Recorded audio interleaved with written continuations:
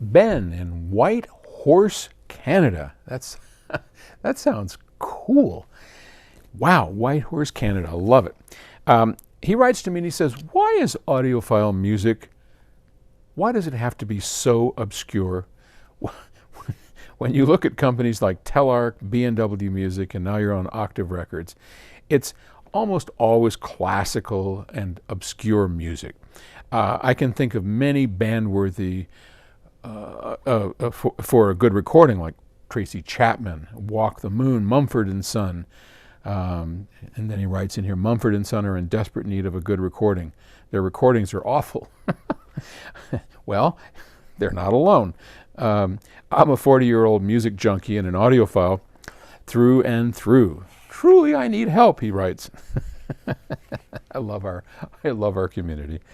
The state of current mass recordings are so flat and so lifeless, they lack dynamics and imaging.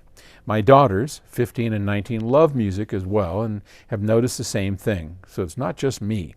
Don't get me wrong, there are some of the great recordings that I love from those studios, like Sarah Kay, B&W Music, Time Warp Telarc, the Zuo Bailey from Octave.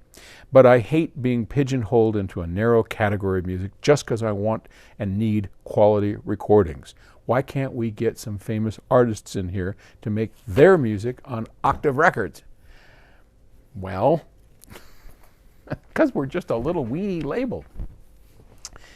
It is, I mean, we do our best. We just launched Scabaret, which I'm really proud of. Scabaret, Scott and Amy Ferris, that is definitely not pigeonholed into this category that you're talking about.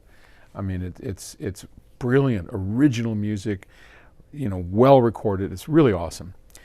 But who the hell's ever heard of Scott and Amy Ferris, right? I mean, it's not Beyonce. It's not Taylor Swift.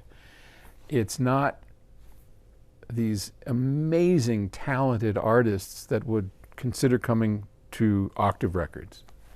Maybe someday. And it's not like we wouldn't want them.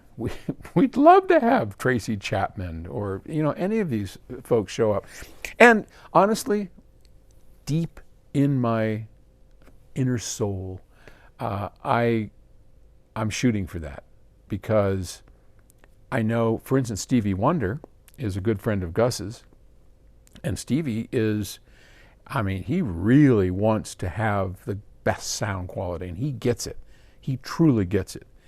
And maybe someday he will be. Victor Wooten, the fabulous bass player, has been up here blown away with DSD, wants to come and record something.